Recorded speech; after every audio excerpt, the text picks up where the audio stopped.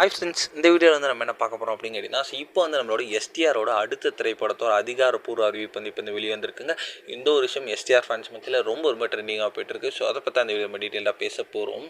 இப்போ வந்து நடிகர் சிம்பு வந்து தமிழ் சினிமா ரொம்ப பேர் ரசிகர் பட்டாளத்தை கொண்டவர். ஸோ இப்போ வந்து அவரோட நடிப்பில் நம்மளோட கமலஹாசன் நடிப்பு, த்ரிஷாவோட நடிப்பு, மணிரத்னத்தோட இயக்கத்தில் தக் லைஃப் அப்படின்ற திரைப்படத்தில் நடித்து முடிச்சிருக்காங்க.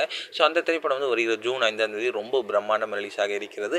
ஸோ இந்த திரைப்படத்துக்கு நல்ல ஒரு வரவேற்பு கிடைக்கும் அப்படின்ட்டு எதிர்பார்க்கப்படுகிறது. இப்போ கூட லேட்டஸ்ட்டாக வந்து தக் லைஃப் திரைப்படத்தோட ஆடியோ லான்ச்சில் வந்து எஸ்டிஆரோட ஸ்பீச்லாம் ரொம்ப ட்ரெண்டிங்காக போய்ட்டுருக்கு அப்படின்னு சொல்லலாம். இப்போ வந்து எஸ்டிஆர் ஃபேன்ஸ் எல்லாருக்கும் வந்து அடுத்ததாக வந்து அவர் வந்து யார் கூட நடிப்பாங்க அப்படின்ட்டு தான் வந்து இந்த ஒரு விஷயம் தான் ரசிகர் மத்தியில் ரொம்ப பெருசாக ஒரு பேஸாக போயிட்டுருக்கு. இல்லை வந்து இப்போ வந்து ஒரு நியூஸ் என்ன அப்படின்னு கேட்டிங்கன்னா, நம்மளோட மோகன் ராஜா வந்து சமீபத்தில் நம்மளோட எஸ்டிஆரை பார்த்து ஒரு கதை சொல்லியிருக்காராம்.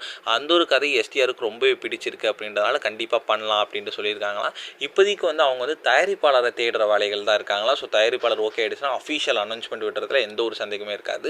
ஸோ கண்டிப்பாக இந்த ஒரு காம்போக்கு ரசிகர்கள் வெயிட் பண்ணிட்டு இருக்காங்க அப்படின்ட்டு வந்து இணையதளத்தில் ரொம்ப பெருசாக பேசப்பட்டு இருக்கு இந்த ஒரு நியூஸ், மெயினாக எஸ்டிஆர் ஃபேன்ஸ் மத்தியில்.